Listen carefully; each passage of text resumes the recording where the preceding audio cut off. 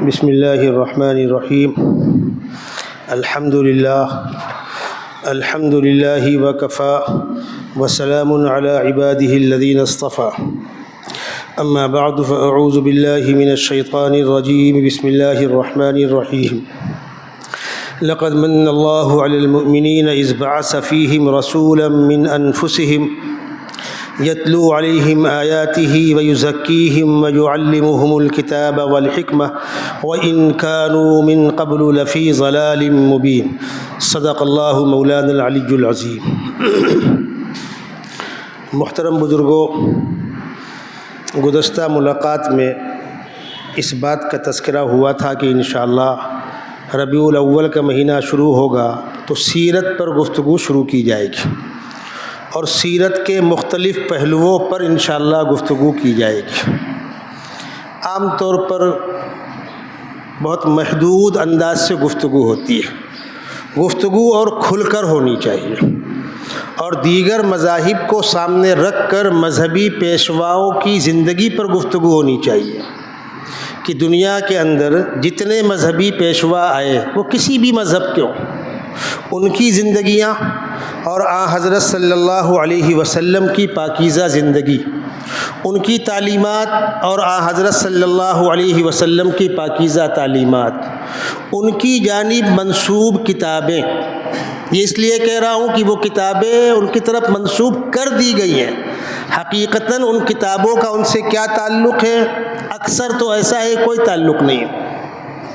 چند کتابیں وہ ہیں جن کے بارے میں معلوم ہے فلاں پہ اتری، فلاں پہ اتری، فلاں پہ اتری، باقی دنیا کے اندر بہت بڑا طبقہ انسانوں کا وہ ہے جو کہتا ہے کہ ہمارا بھی رشتہ کسی نہ کسی آسمانی مذہب سے ہے۔ تمہارا پیشوا کون؟ معلوم نہیں، کب تھے؟ معلوم نہیں، کہاں تھے؟ معلوم نہیں۔ ہمارے یہاں ہندوستان کے اندر جو ہمارے برادران وطن ہیں یہ بھی کہتے ہیں کہ ہمارا بھی مذہب کسی نہ کسی آسمانی سلسلے سے جڑا ہوا ہے۔ کس سلسلے سے؟ یہ پتہ نہیں۔ کس کو پیشوا مانتے ہو؟ فلانے کو۔ کہاں پیدا ہوئے؟ پتہ نہیں۔ دعویٰ کرتے رہیے آپ، مذہبی بنیاد پر، مذہبی کتابوں کی بنیاد پر جائے پیدائش طے نہیں ہے۔ تماشا کرنے کے لیے آپ کہہ دیجئے کہ اس مسجد کے ممبر پیدا ہوئے تھے، آپ کے منہ میں زبان ہے، کہتے رہیے، لیکن پروف کب تھے، کہاں تھے چھوڑیے، کب تھے، تاریخ کے کس دور میں تھے؟ 16,000 سال پہلے، انسانیت کی پیدائش سے پہلے، آدم علیہ السلام کی پیدائش سے پہلے تھے۔ پہلے انسان تو آدم علیہ السلام ہے، اور آدم علیہ السلام کے بعد سے لے کر آج تک انسانوں کا کم از کم اتنا عطا پتہ تو ہے کون کہاں تھا۔ مثلا نوح علیہ السلام کب تھے؟ اتنے سال پہلے۔ ابراہیم علیہ السلام کب تھے؟ اتنے سال پہلے۔ تاریخ میں دو سسٹم چلتے ہیں، قبل مسیح اور بعد مسیح۔ عیسیٰ علیہ السلام کی پیدائش سے اتنا پہلے اور عیسیٰ علیہ السلام کی پیدائش کے اتنا بعد، دنیا میں یہ تاریخ رائج تھی۔ پھر سیدنا محمد رسول اللہ صلی اللہ علیہ وسلم کی آمد کے بعد کچھ دنوں تک چلتا رہا یہ قبل مسیح اور بعد مسیح۔ پھر سیدنا عمر بن خطاب رضی اللہ تعالیٰ عنہ کی خلافت میں باقاعدہ سن، تاریخ، اس کا ایک سسٹم بنایا گیا، اور اسلامی پہلا مہینہ محرم الحرام قرار دیا گیا، اس لیے کہ قرآن نے اس کو محترم کہا ہے، اور ہماری تاریخ کو آقا صلی اللہ علیہ وسلم کی ہجرت کے ساتھ جوڑا گیا۔ اب ہو گیا سن ہجری اور سن عیسوی۔ ہمارے عربی کے مہینوں میں سن ہجری لکھی ہوتی ہے۔ آپ مسجد کے اس بورڈ پر دیکھیں گے جہاں پر نماز کے اوقات کا پورا سانچہ بنا ہوا ہے، سسٹم بنا ہوا ہے، وہاں لکھا ہوتا ہے سن ہجری 1446 اور سن عیسوی 2024۔ آپ کسی کیلنڈر میں دیکھ لیجئے گا، تو کم از کم آدم علیہ السلام کی پیدائش کے بعد سے انسانیت کا یہ سلسلہ طے ہے۔ اب کوئی اگر اس کے اندر کہتا ہے تو ٹھیک ہے بھائی، لاؤ بتاؤ کب تھے، اس سے پہلے کہتا ہے سبحان اللہ ابھی آپ کے مکان کی نیو نہیں پڑی ہے، فاؤنڈیشن نہیں ہوا ہے، کہاں رہتے ہو؟ چوتھے مالے پر۔ ابھی پہلے مالے کا پتہ نہیں ہے، رہتے کہاں ہو؟ چوتھے مالے پر۔ تو وہ ہے کدھر؟ انسانیت کے وجود سے پہلے کسی انسان کو آپ دعویٰ کریں، جبکہ یہی طے نہیں ہے کہ آپ ان کو انسان مانتے ہو یا انسانوں کے ماں سوا کچھ اور مانتے ہو، یہ بھی طے نہیں۔ ہمارے یہاں کنڈیشن کلیئر ہے، ہم سیدنا محمد رسول اللہ صلی اللہ علیہ وسلم کو انسان مانتے، نہ خدا مانتے ہیں، نہ خدا کا بیٹا مانتے ہیں، نہ خدا کی خدائی میں شریک مانتے، ہم ان کو اللہ کا بندہ، اس کا رسول مانتے ہیں۔ خود آقا صلی اللہ علیہ وسلم نے اپنی زبان سے بارہا کہا، اور آپ کو لفظ عبد بہت پسند تھا۔ آقا صلی اللہ علیہ وسلم کو اپنے بارے میں عبد کہلانا بہت پسند تھا۔ حضرت عائشہ صدیقہ رضی اللہ تعالی عنہا روایت کرتی ہے کہ آقا صلی اللہ علیہ وسلم راتوں میں اٹھ کر تہجد میں لمبی لمبی نمازیں پڑھتے تھے۔ اس واقعے کو آپ سنیں اور یہ آواز میری مستورات تک جاری، وہ بھی سنیں۔ ایسا ہو سکتا ہے کہ شوہر نماز پڑھ رہا ہو، بیوی سو رہی ہو، اور ایسا ہو سکتا ہے کہ بیوی نماز پڑھ رہی ہو، شوہر سو رہا ہو سکتا ہے۔ اب اگر شوہر صاحب تہجد کی نماز پڑھ رہے ہیں تو بیوی کو لات مار مار کے اٹھائے نہیں، چلو پڑی ہوئی سو رہی ہے، دیکھ میں نماز پڑھتا ہوں، اللہ سے مانگنے کا وقت ہے، فضائل بتلا رہے ہیں اس کے۔ ہر ایک کے الگ الگ حالات ہوتے ہیں، اٹھ جائے اچھی بات ہے، نہیں اٹھی تو دھکے مار کے تانے دے کر اس کو ذلیل نہیں کرنا۔ آقا صلی اللہ علیہ وسلم اپنے حجرے میں، آپ کا حجرہ مسجد نبوی میں، جیسے یہ ممبر ہے اس کے سامنے دائیں ہاتھ میں، پہلے ممبر اور حجرہ بالکل اغل بغل میں تھے، بعد میں 2-3 صف بڑھا دی گئی تو وہاں پر ممبر برقرار ہے، ایک ممبر وہاں پر بھی ہے لیکن صفیں آگے بڑھی ہیں، اب وہاں سے تھوڑا پیچھے ہے۔ پہلے ممبر اور حجرہ بالکل سامنے تھا۔ آقا صلی اللہ علیہ وسلم حجرے سے نکلے اور ممبر پر آ گئے۔ حجرہ چھوٹا تھا، آقا صلی اللہ علیہ وسلم کا حجرہ چھوٹا تھا، یعنی اس میں 4 لوگ لیٹ نہیں سکتے تھے، 2 سے 3 آدمی کی لیٹنے کی جگہ تھی۔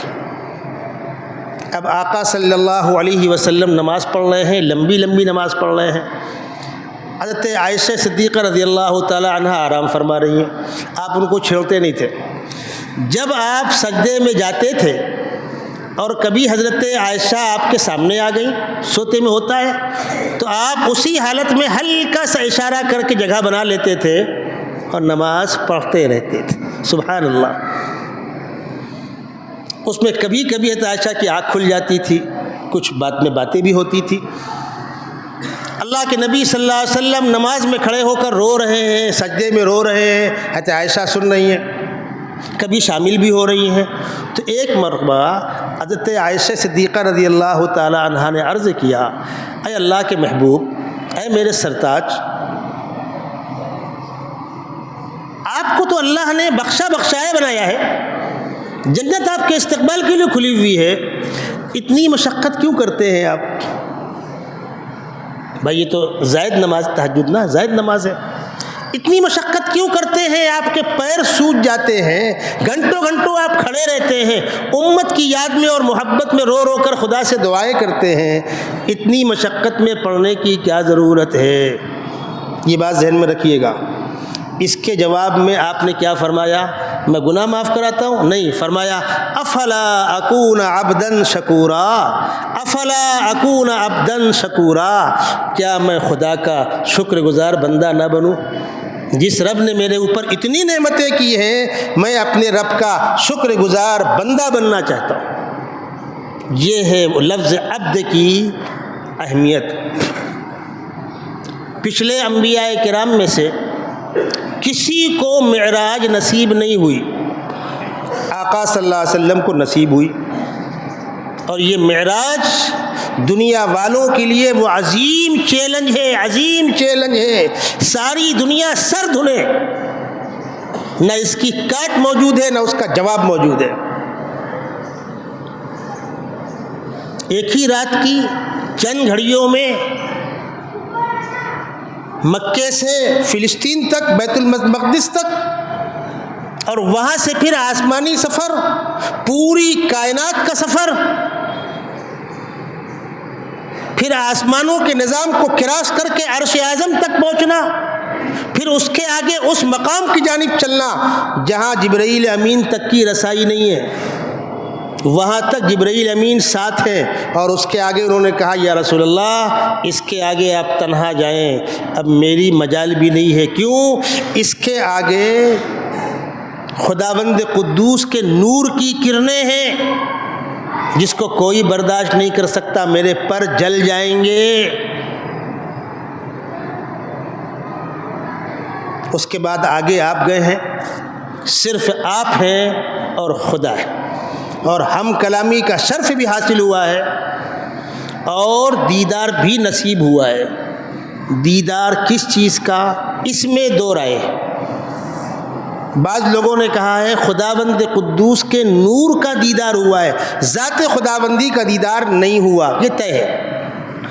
نور کا دیدار ہوا ہے، تو جن لوگوں نے نور کا دیدار کہا ہے انہوں نے کہا دیدار ہوا ہے، اور جن لوگوں نے ذات خداوندی کے بارے میں گفتگو کی انہوں نے انکار کیا ہے۔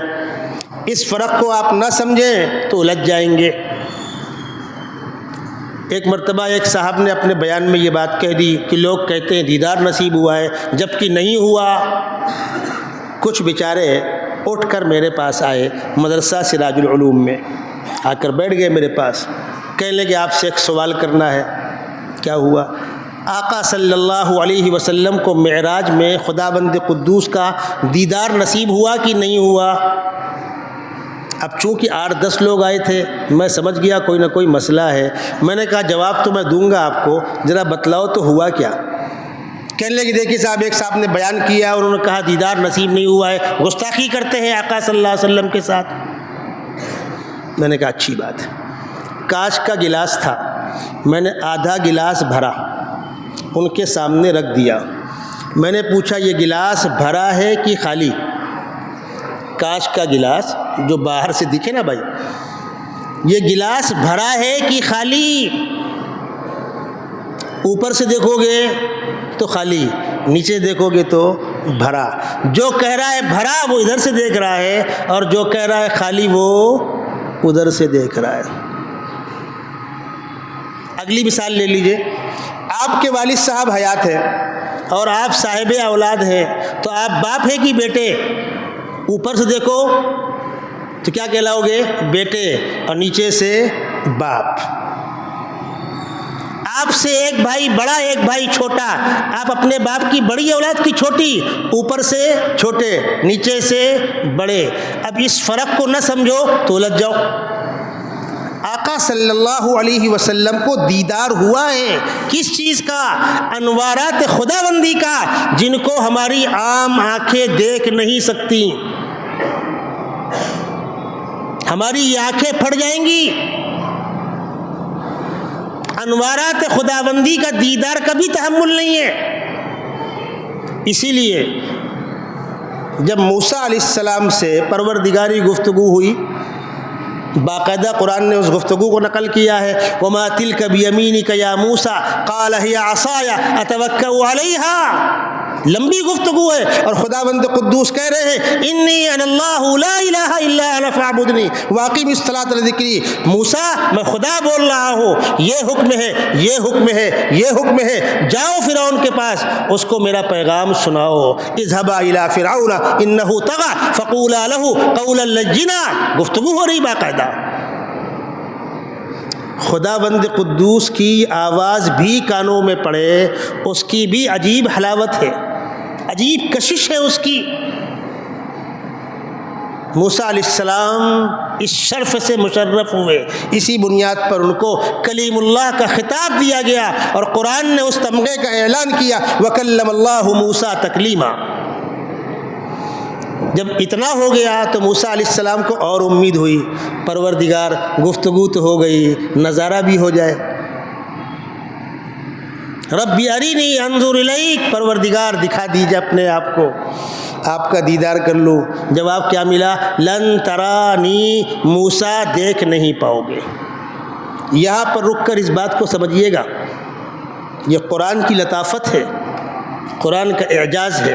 یہ نہیں کہا کہ میں دکھوں گا نہیں، تم دیکھ نہیں پاؤ گے، تمہاری ان آنکھوں میں یہ طاقت نہیں ہے کہ تم مجھ کو دیکھ سکو۔ دنیا کے اس جسم میں، جس جسم میں ہم اور آپ ہیں، اس باڈی میں خداوند قدوس کو اپنی آنکھوں سے ہم نہیں دیکھ سکتے، یہ آنکھیں کمزور ہیں، پھٹ جائیں گی۔ جنت میں دیدار ہوگا، باڈی دوسری ہوگی، آنکھیں دوسری ہوں گی، عالم دوسرا ہوگا، وہاں ہوگا دیدار ہوگا۔ اس بات کو پھر سمجھیے، ہم اور آپ مر گئے، اپنی اپنی قبروں میں چلے گئے، برزخی زندگی میں قبر میں جاؤ، جلا دیے جاؤ، بہا دیے جاؤ، لاش جل جائے اوپر ہی، جہاز کریش ہو جائے، چاہے جو ہو، مرنے کے بعد میدان محشر برپا ہونے سے پہلے پہلے جو بیچ کا عرصہ ہے عالم برزخ، اس کو قبر کی زندگی کہتے ہیں۔ سب جمع ہو رہے ہیں، جمع ہو رہے ہیں، جمع ہو رہے ہیں۔ جب ساری دنیا فنا ہو جائے گی، قیامت برپا ہو چکی ہوگی اور دوبارہ انسانوں کے اٹھنے کا سور پھونکا جائے گا۔ پہلا سور پھونکے گا، سب مر جائیں گے۔ قرآن نے کہا وَنُفِخَ فِي الصُّورِ فَصَعِقَ مَن فِي السَّمَاوَاتِ وَمَن فِي الْأَرْضِ إِلَّا مَن شَاءَ اللَّهُ، سب سو جائیں گے، سناٹا، ایک عرصہ گزرے گا، دوبارہ حکم ہوگا اگلا سور پھونکو، ثم نفخ فیہ اخری فاذا هم قیام ینظرون، دوسرا سور پھونکا جائے گا، جو جہاں ہے وہیں سے کھڑا ہوگا۔ ایک بڑا میدان ہوگا جہاں سب جمع ہوں گے، وہ کہاں ہوگا اللہ بہتر جانے، کہاں ہوگا ہوگا۔ اب جب میدان محشر میں جمع ہوں گے، اب جس باڈی کے ساتھ اٹھے ہیں دوبارہ، وہ باڈی، وہ جسم اس دنیا کے جسم سے سینکڑوں گنا زیادہ طاقتور ہوگا۔ وہ جسم اس جسم سے سینکڑوں گنا زیادہ طاقتور ہوگا، اور وہ جسم اب فنا نہیں ہوگا۔ جنت میں جانے والے جنت میں جائیں گے، جہنم میں جانے والے جہنم میں جائیں گے۔ ایک بوڑھی عورت اللہ کے نبی صلی اللہ علیہ وسلم کی خدمت میں حاضر ہوئی، بیٹا دعا کر دو اللہ تعالیٰ مجھ کو جنت کا داخلہ نصیب فرمائے۔ آپ نے فرمایا بوڑھی جنت میں نہیں جائے گی۔ بیچاری رونے لگی، ہائے میری بدقسمتی، بوڑھی ہو گئی میں۔ تو آپ نے فرمایا صحابہ سے، اماں جان سے کہو کہ جنت میں جانے سے پہلے اللہ تعالیٰ جو جسم دے گا وہ جسم جوان ہوگا، بوڑھا نہیں ہوگا۔ انا انشأناہن انشاء فجعلناہن ابکارا، ہم سب کو جوان بنائیں گے۔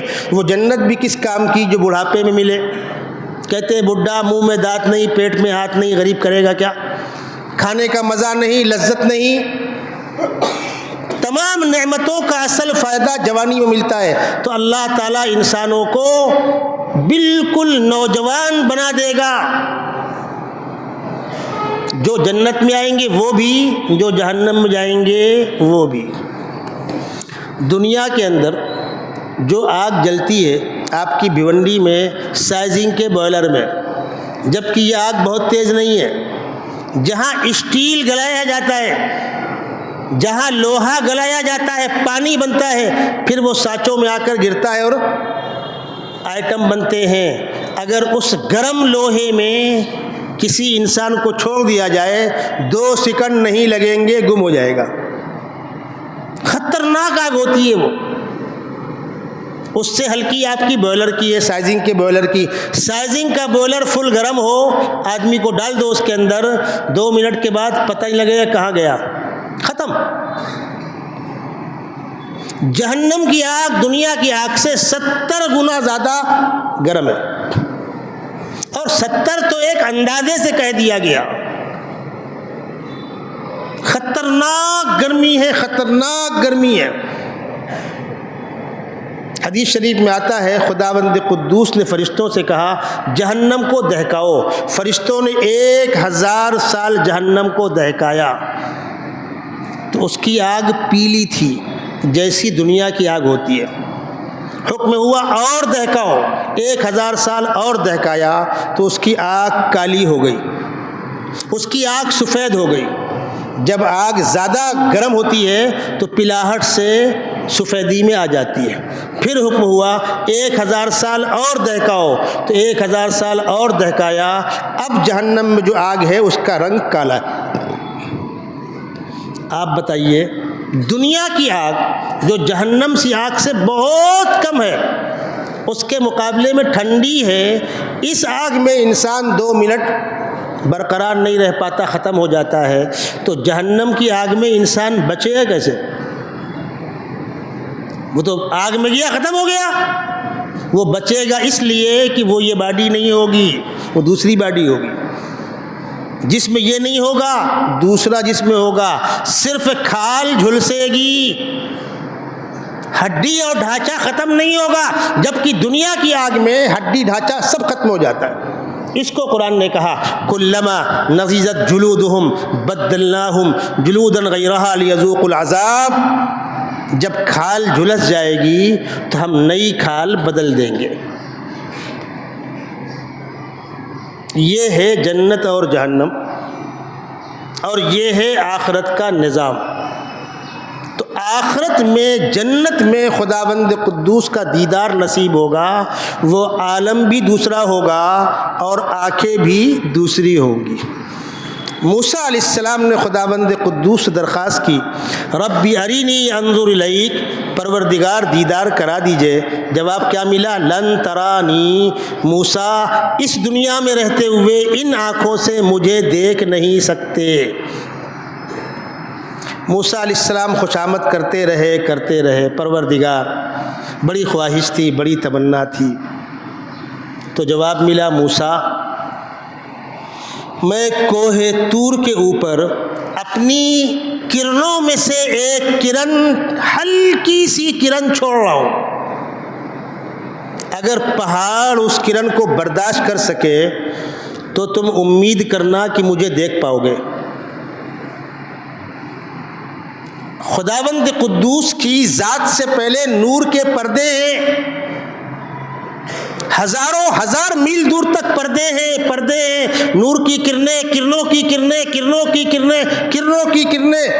میں ایک مثال دوں آپ کو، جس طرح ابھی دھوپ نکلی ہے، سورج کہاں ہے؟ سر کے اوپر، صبح کدھر تھا؟ ادھر، شام کو کدھر ہوگا؟ ادھر۔ ہم جس کو دیکھ رہے ہیں وہ سورج ہے؟ ایک سوال پیدا ہوتا ہے، ہم جس کو دیکھ رہے ہیں وہ سورج ہے؟ کتنا فاصلہ ہے؟ 25 کروڑ میل کا۔ آپ کی آنکھ کہاں تک کا دیکھ سکتی ہے؟ آپ چڑھ جائے کسی ٹاور پر، دیکھیں، پڑگا دکھے گا؟ کسارا دکھے گا؟ ناسک دکھے گا؟ نہیں۔ ایک حد پر جا کر نگاہ تھک جاتی ہے، اس کے آگے دکھتا نہیں ہے۔ آپ اوپر دیکھتے ہیں آسمان نیلا ہے، آسمان ہے کہاں؟ یہاں رکھا ہے، آسمان نہیں ہے وہ۔ جہاں پر جا کر نگاہ تھک جاتی ہے، دھندلا ہو جاتا ہے، ہم اسے آسمان کہتے ہیں۔ سورج کی کرنوں سے کرنیں پھوٹتی ہیں، کرنوں سے کرنیں پھوٹتی ہیں، وہ کرن در کرن نیچے اتر کے آتے آتے آتے آتے آخر میں جو کرنوں کی روشنی ہے وہ یہ ہے، اور جس سمت سے وہ کرنیں آ رہی ہیں اس سمت میں سورج ہے۔ ہم جس کو سورج کہہ رہے ہیں وہ سورج نہیں ہے، ہم اس کو کیا خاک دیکھیں گے 25 کروڑ میل کے فاصلے والے کو؟ یہ صورت حال ہے۔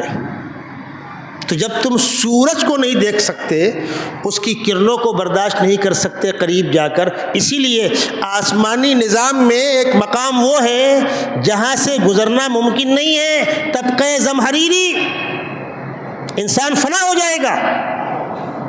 جو حضرات فلکیات سے واقف ہیں، سائنس کے ضابطوں سے واقف ہیں، وہ خوب سمجھتے ہیں۔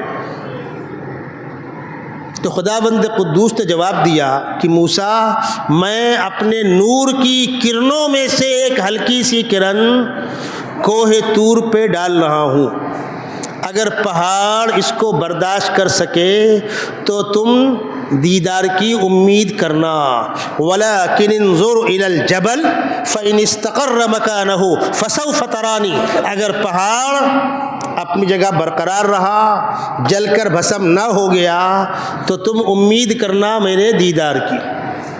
فلما تجلی ربہ للجبل جعلہ دکا وخر موسیٰ صعقا، جب خداوند قدوس نے پہاڑ کے اوپر کرن ڈالی تو پہاڑ جل کر بھسم ہو گیا، اور اس منظر کو دیکھ کر موسیٰ علیہ السلام غشی کھا کر گر گئے۔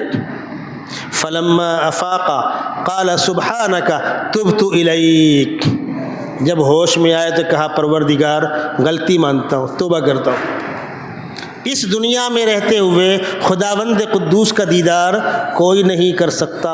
آقا صلی اللہ علیہ وسلم کو خداوند قدوس کا دیدار ہوا، یعنی آپ کے قرب کے ساتھ آپ کی کرنوں کا دیدار ہوا، نورانی کرنوں کا دیدار ہوا۔ کہاں؟ اس عالم میں، یعنی دیگر کسی نبی کو نہ اس سفر کی کوئی کچھ حصہ نصیب ہوا، نہ وہاں جانا نصیب ہوا، یہ خصوصیت آقا صلی اللہ علیہ وسلم کو دی گئی۔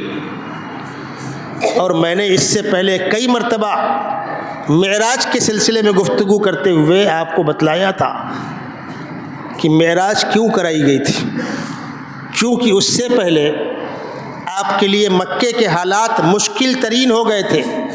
چچا ابو طالب کا انتقال ہو گیا تھا، بیوی خدیجہ رضی اللہ تعالی عنہا کا انتقال ہو گیا تھا، اور مکے والوں کے مظالم بہت بڑھ گئے تھے۔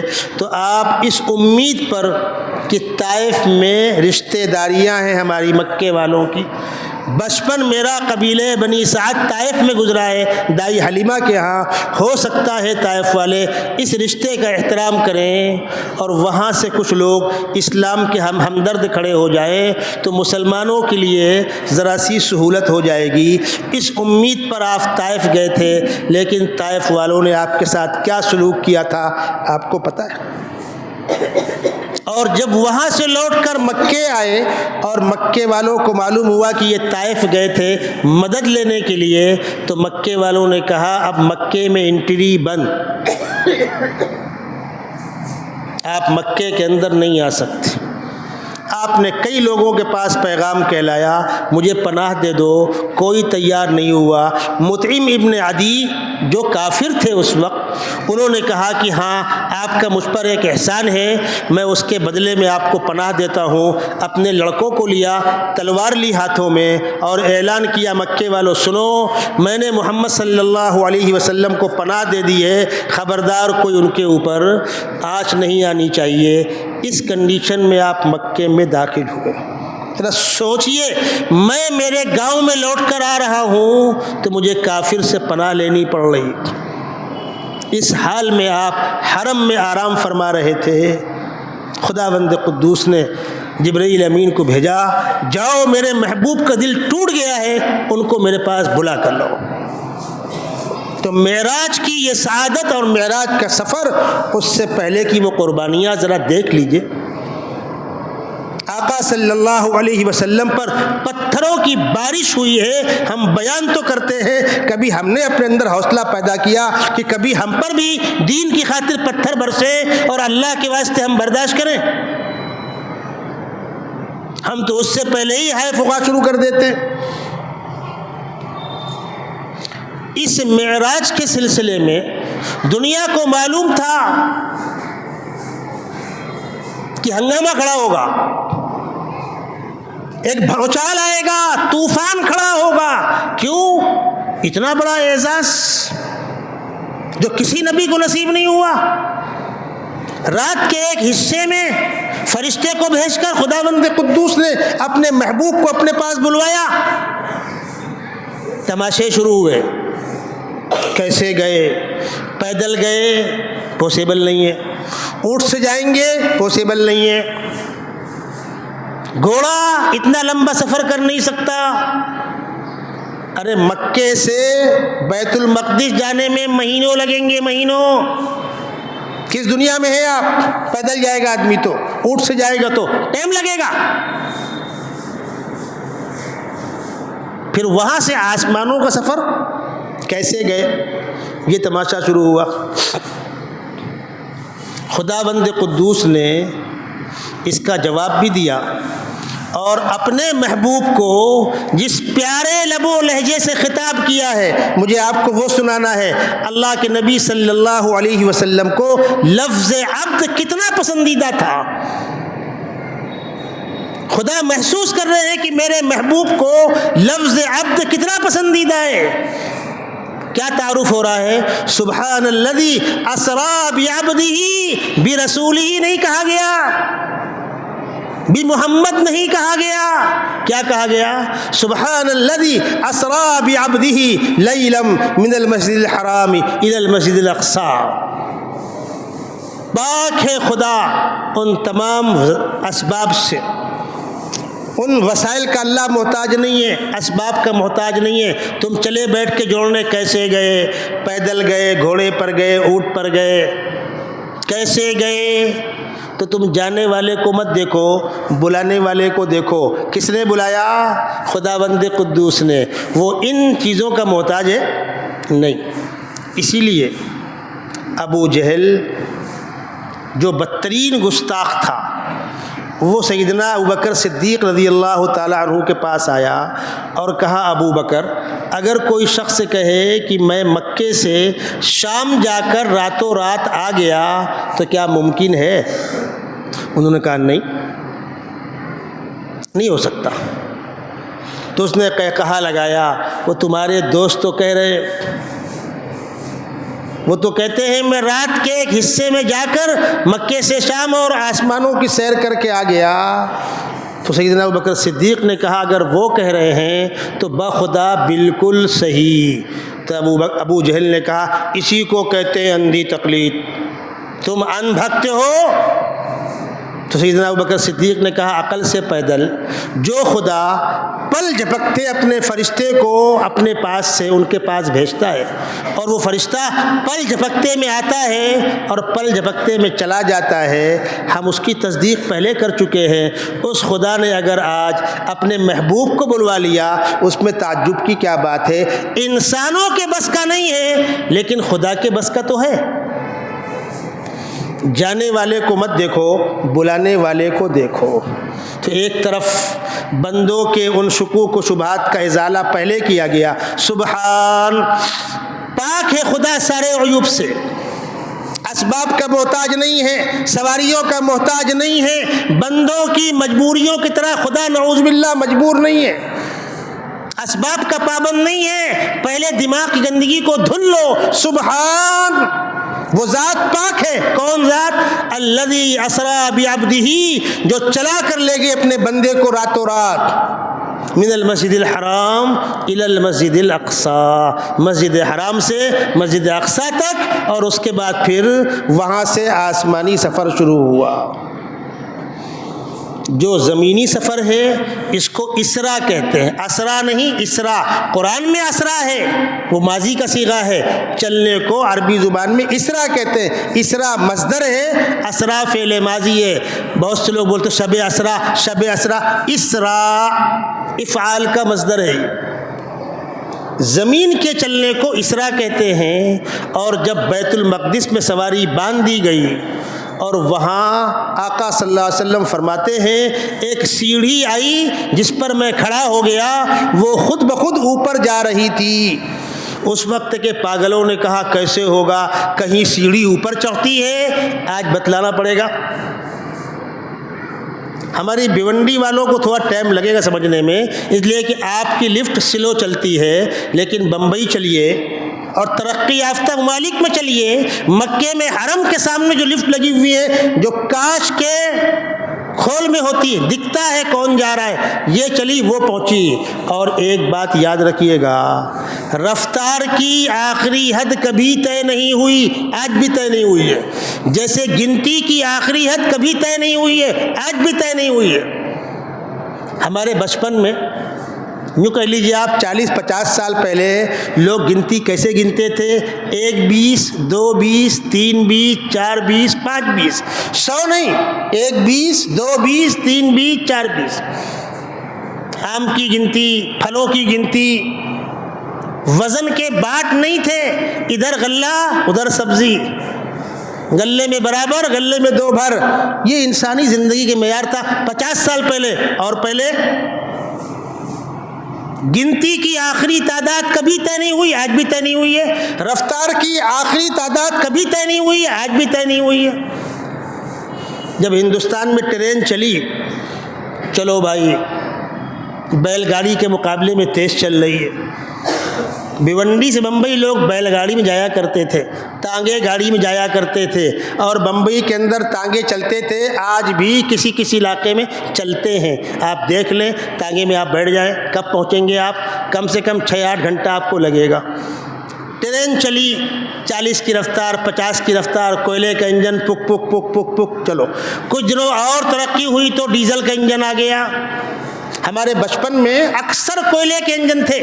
مادھوراؤ سندھیا گوالیر کے کانگریس سے وزیر ریلوے تھے، انہوں نے کہا میرے علاقے میں کوئلے کا انجن نہیں آنا چاہیے، شہر کالا ہوتا ہے۔ ٹھیک ہے صاحب، آپ کا راج ہے۔ ان کے علاقے میں ڈیزل انجن آتے تھے اور ہم تمام لوگوں کے ہاں کوئلے کے انجن تھے۔ ٹھیک ہے، اور ترقی ہوئی، الیکٹرک آ گیا۔ بمبئی سے دلی آپ جاتے تھے 30 گھنٹے میں، 24 گھنٹہ، 22 گھنٹہ، 17 گھنٹہ، 14 گھنٹہ۔ ابھی اگلی پلاننگ ہو رہی ہے 8 گھنٹے کی، ممکن ہے؟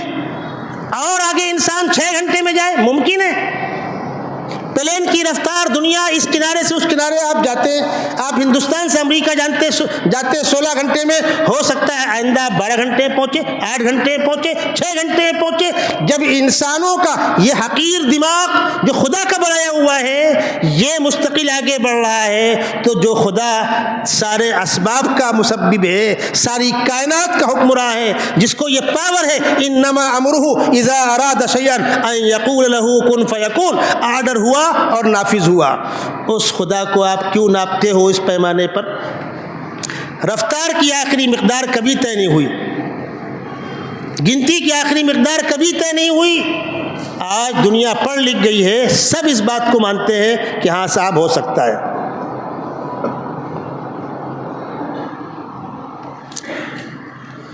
تو آقا صلی اللہ علیہ وسلم کا سفر معراج، یہ بات آئی، ضمناً بات لمبی ہو گئی۔ انشاءاللہ اس موضوع پر اگلی ملاقات پہ گفتگو ہوگی۔ آج ایک آدھ اہم باتیں آپ کے سامنے اور عرض کرنی ہے، اور وہ آج کے لیے خاص ہے، وہ لمبی بات نہیں ہوگی۔ آپ نے گزشتہ سنا اگست کی 8 تاریخ کو پارلیمنٹ کے اندر وقف کی جو پرانی حیثیت تھی اس کو بدلنے کے لیے بل لایا گیا، احتجاج ہوا، جلسے ہوئے۔ میں نے آپ کے سامنے 2 جمعے تک وقف کی شرعی حیثیت پر گفتگو کی۔ عام طور پر ہوتا یہ ہے کہ جب کوئی چیز اختلاف کا شکار ہو جاتی ہے اور پارلیمنٹری جوائنٹ کمیٹی کے حوالے کر دی جاتی ہے تو وہ سرد خانے میں چلی جاتی ہے، لیکن چونکہ پیچھے سے فرقہ پرستوں کا اور RSS کا مختلف لوگوں کا دباؤ ہے کہ نہیں مسلمانوں سے اوقاف چھینے جائیں، اس کی آمدنیاں ان کے حوالے کیوں ہوتی ہیں، سرکار اپنے قبضے میں لے وے، اس لیے ابھی بھی وہ خاموش بیٹھنے کو تیار نہیں ہے، اور ان کی پوری کوشش یہ ہے کہ اگلے پارلیمنٹ کے اجلاس میں اس کو پیش کیا جائے، بھلے سے لوک سبھا اور راجیہ سبھا کی جوائنٹ میٹنگ بلائی جائے، اور پوری کوشش وہ کر رہے ہیں کہ اس بل کو پاس کرایا جائے تاکہ مسلمانوں سے اوقاف کی پراپرٹیاں چھینی جائیں، جس پر تفصیلی گفتگو میں کر چکا۔ جو جوائنٹ پارلیمنٹری کمیٹی ہے اس میں 21 ممبر لوک سبھا سے ہیں، 10 ممبر راجیہ سبھا سے ہیں، 21 لوگوں پر مشتمل وہ کمیٹی ہے، اور جگدمبیکا پال اس کے چیئرمین بنائے گئے ہیں، اور چل رہی گفتگو، تماشے بازیاں ہو رہی۔ اس میں ریلوے وزارت کو بلا کر اس کی رائے لی جا رہی ہے، ٹرانسپورٹ کو بلا کر ان کی رائے لی جا رہی ہے، ثقافت والوں کو بلا کر ان کی رائے لی جا رہی ہے، ہاؤسنگ ڈپارٹ کے لوگوں کو بلا کر ان کی رائے لی جا رہی ہے۔ مطلب بیگانے کی شادی میں عبداللہ دیوانہ، مسئلہ ہے کس کا؟ مسلمانوں کے اوقاف کا۔ رائے کس سے لے رہے ہیں؟ ان چوروں سے جو غصب کر کے بیٹھے ہیں پراپرٹیاں اوقاف کی۔ ریلوے اوقاف کی پراپرٹیاں غصب کر کے بیٹھا ہوا ہے، ہاؤسنگ ڈپارٹ غصب کر کے بیٹھا ہوا ہے، سرکاری عمارتیں وقف کی جگہوں پر بنی ہوئی ہیں۔ تو آپ چوروں سے پوچھیں گے کہ آپ ساہوکاروں کی چور ہو، وہ کیا رائے دیں گے؟ بہرحال تماشے ہو رہے ہیں۔ ہمارے اکابر نے ہم سے ایک مطالبہ کیا ہے، چونکہ اس کمیٹی نے یہ اعلان کیا ہے کہ 13 تاریخ تک آپ لوگ اپنی رائے دیں کہ یہ بل پارلیمنٹ میں لایا جائے نہ لایا جائے، جو کا تو پاس کرایا جائے، ترمیم کی جائے وغیرہ وغیرہ۔ ہمارے اکابر کا کہنا یہ ہے کہ 2013 میں جو امینڈمنٹ ہوا، جو تبدیلی ہوئی، بس وہ کافی ہے، اب نئی کس تبدیلی کی کوئی ضرورت نہیں ہے۔ اس بل کو مسترد کیا جائے، ردی کے ٹوکرے میں ڈالا جائے، اس لیے کہ یہ ہمارے مذہبی تشخص پر حملہ ہے۔ اوقاف ہماری وہ چیزیں ہیں جس میں عیدگاہ ہیں، جامع مسجدیں ہیں، بہت سی مسجدیں ہیں، ادارے ہیں، درگاہیں ہیں، قبرستان ہیں، یہ تمام چیزیں ہماری ہیں بھائی۔ ہمارے آباء و اجداد نے اس کو وقف کیا ہے، اپنی پراپرٹیاں دی ہیں مسلمانوں کی خدمت کے لیے۔ آپ کے پیٹ میں درد کیوں ہو رہا ہے؟ تو ہمارے اکابر نے یہ آواز لگائی ہے کہ بھائی اس کمیٹی کو میل کرنا ہے۔ کیسے کرنا ہے؟ واٹس ایپ پر چل رہا ہے۔ الحمدللہ ملکی پیمانے پر میٹنگیں ہوئیں، صوبائی پیمانے پر میٹنگیں ہوئیں، اور ہر طرف سے بیداری ہے۔ میں آپ کو اطلاع دے رہا ہوں کہ آپ میں سے ہر شخص جو بڑا موبائل استعمال کرتا ہے، ہر آدمی مرد و عورت اپنے اپنے موبائل سے اس فنکشن کو کھول کر، ہم اس سے اتفاق نہیں کرتے، اپنے موبائل نمبر کے ساتھ اس کو آپ کو میل کرنا ہے۔ طریقہ کیا ہوگا؟ مسجد کے تمام دروازوں پر دائیں بائیں آگے پیچھے وہ کاغذ چسپا ہے جس کے اندر بارکوڈ موجود ہے۔ نوجوانوں کی ایک بڑی ٹیم نماز کے بعد باہر کھڑی رہے گی۔ آپ اگر چاہتے ہیں کہ بابو ہمرو کر دو تو وہ آپ کو سپورٹ کریں گے۔ ابھی ہمارے پاس 6 دن ہیں، آج جمعہ کی نماز کا وقت ہے، پھر انشاءاللہ یہ بچے بلڈنگوں میں جائیں گے، چالیوں میں جائیں گے، اور اگر آپ کو کچھ سمجھ میں نہ آتا ہو تو آپ مجھ سے رابطہ قائم کر لیجئے گا، مفتی اعجاز صاحب سے رابطہ قائم کر لیجئے گا۔ تقریباً تمام گروپوں کے اندر وہ چیز چلا دی گئی ہے۔ کوئی بھی جانکار کہ صاحب کیسے اس کو کلک کرنا ہے، نیٹ کیسے کھولنا ہے، گوگل میں کیسے جانا ہے، اپنا پیغام کیسے ڈالنا ہے اس کے اندر، اتنی معمولی جانکاری رکھتا ہو آدمی تو کر لے گا۔ اور گروپ وائز آپ لوگ راتوں کے اندر بیٹھتے ہیں، کاروباری طور پر گروپ وائز چلتے ہیں، جن کو خداوند قدوس نے شعور دیا ہے وہ اپنے دائیں بائیں دوستوں کے موبائل لے کر کے اس میں اس چیز کو ڈال کر کم از کم شہر سے لاکھوں lakh message joint parliamentary committee کے ریکارڈ میں جانا چاہیے کہ بھائی مسلمانوں کو یہ بل قبول نہیں ہے، اس کو بنیادی طور پر مطلق رد کیا جائے، اس بل کی کوئی ضرورت نہیں ہے۔ تو انشاءاللہ جب آپ نماز کے بعد باہر نکلیں گے تو ہر طرف کاغذ چسپا کر دیے گئے ہیں، جو جانکار لوگ ہیں وہ اس کو دیکھ لیں، اور QR کوڈ کا اسکرین ہے اس کو آپ اسکرین شاٹ ماریں گے، وہ خود بخود کھل جائے گا اور خود ہی بتلائے گا کیسے کرنا ہے۔ اور اگر کم سمجھ میں آئے تو نوجوان بچے انشاءاللہ سپورٹ کریں گے۔ نماز پڑھ کے فوراً نکل جانا، بہت تیز مل صاحب بھوک لگی ہے، گھر میں انتظار ہو رہا ہوگا۔ اگر ہم اپنے دینی کاموں کے لیے اتنی قربانی بھی پیش کرنے کو تیار نہیں ہیں تو پھر کیا کہا جائے؟ 10-5 منٹ رک کے نکلیے، یہ کام کر کے نکلیے، سنتوں سے فارغ ہونے کے بعد 5 منٹ اور رک جائیے، باہر نوجوان بیٹھ جائے گروپ بنا کر کے، اور کسی بھی گروپ میں آپ بیٹھ جائیں، انشاءاللہ مکمل وہ تعاون کریں گے۔